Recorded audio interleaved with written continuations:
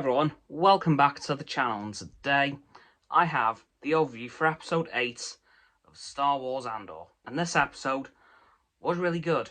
Granted, a majority of my predictions did not come true, but regardless of that, there was a lot of good things to come from this episode.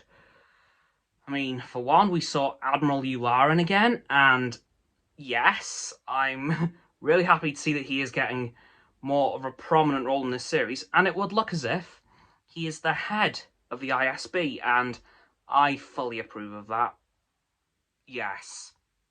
If anyone deserves to be in that position, it's him. But yeah, really good episode. We do see Cassian in prison. Unfortunately, he doesn't plan his escape nor escape, so I was a bit gutted about that, but it did make a lot of sense, because it would have probably been a very quick turnaround of, oh look, he's in prison, oh look, he's out. It would have felt a bit rushed story-wise, so I'm glad they didn't go through that route straight away. Now, I do think that that will happen at some point during this season, just probably towards the end. And I do want to see how it's going to affect the Vel Cinta arc of them, of course, trying to track down Cassian, and what they're planning to do once they get him. Again, I believe they're going to try to kill him, but I'm not too sure. Really don't know yet, but of course, before that happens, we have to get Cassian out of prison. And his prison looks interesting. It seems to be some sort of construction facility. Maybe for Death Star components, perhaps? I don't know. I don't know what the heck they were building, to be honest. I could not tell you. It looked weird, but it may be Death Star parts. Possibly, I'm not sure. Because at this point in the timeline, we know the Death Star construction is in full swing. It's probably just starting, roughly. Potentially, I don't quite know. But yeah, this episode's really good, of course. As I mentioned, prison, Vel and Cinta were back. We went back to Ferrix, and we see Cassian's friend Biggs get captured by the Empire after she was uncovered to be one of Cassian's accomplices by Cyril, who was brought into the Imperial Security Bureau for filing false reports about Cassian to try and get their attention, which eventually worked. He did try to convince them that he could be an asset to them, but Lieutenant Mira wasn't having it. Yeah, that could potentially bite her in the backside eventually, or she may come around and actually recruit him as an ISB officer, which would be very bad for good old Cassian.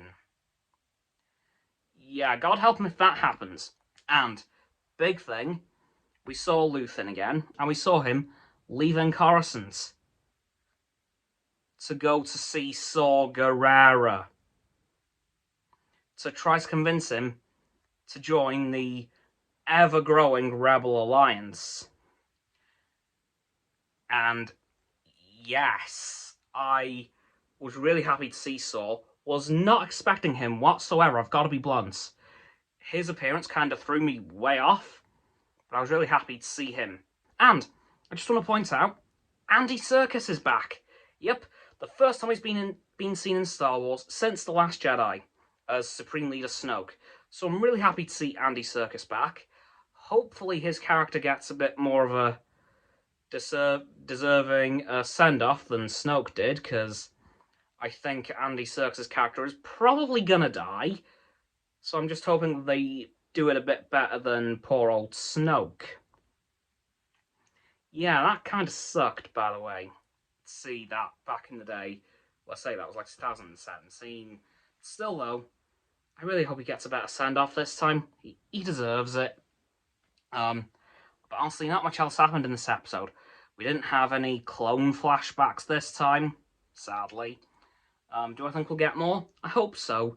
And I'm hoping we get some during the Clone Wars where they're not villains. Please. Just once. Just this one time. Please. Also, just want to say, Tales of the Jedi came out today. Absolutely amazing.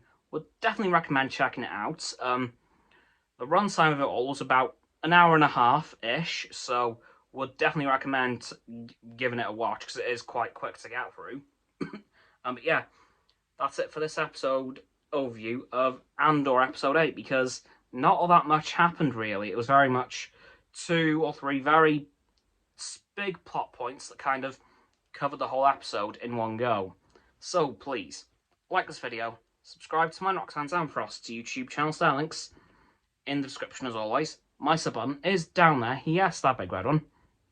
Unless you've already subbed, then it'll be grey. Thank you for that, by the way. And once you've done that, please don't forget to click all 3 of our bell icons to get all 3 sets of our notifications. Comment as well, because why the heck not? And let me know what you thought of this episode of Andor, and what you thought of Tales of the Jedi if you've watched it already. You might have done, I don't know. Once you've done that too, please follow me on all my socials. There'll be a link tree in the description, and below that will be Roxanne's website and Frost's Instagram. And lastly, please don't forget to share this video with all of your friends so they can join the infinite loop of liking, subscribing, commenting, following, and sharing, and around and around and around that loop. I'll see you guys tomorrow with another video. Goodbye!